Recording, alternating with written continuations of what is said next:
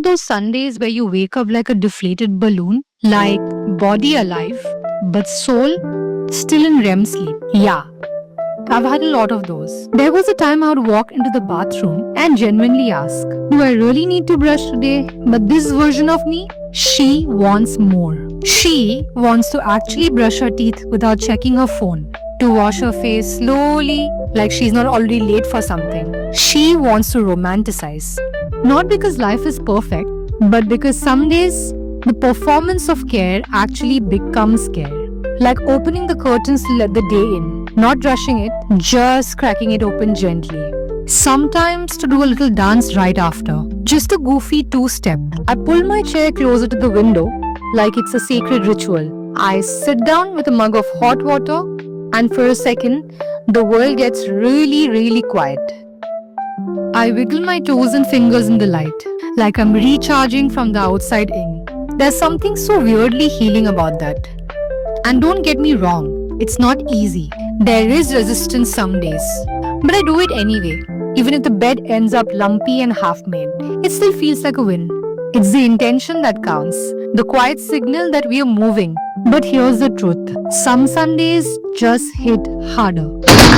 I go to the terrace hoping for clarity, but all I find is a sky too big for my thoughts, and pigeons who seem more put together than I am, and trees that watch me pace from left to right, right to left, like I'm moving through softness, but my mind's still cluttered. So I quickly turn to what I know would fix me.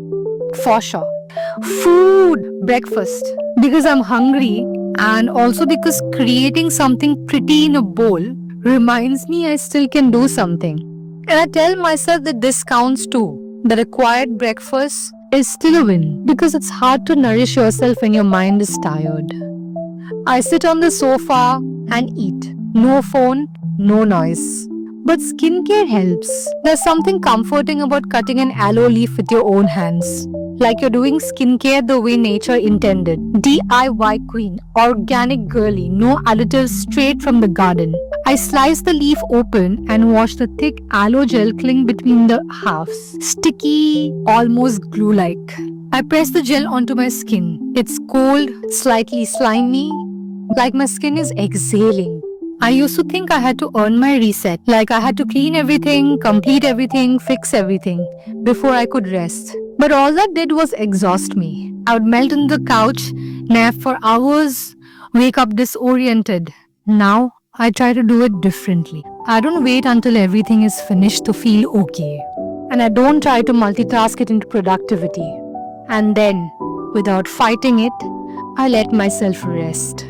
And I slowly realize, maybe that's what Sundays are for. Not to fix everything or become someone else, but just to pause long enough to ask yourself, what do I need today?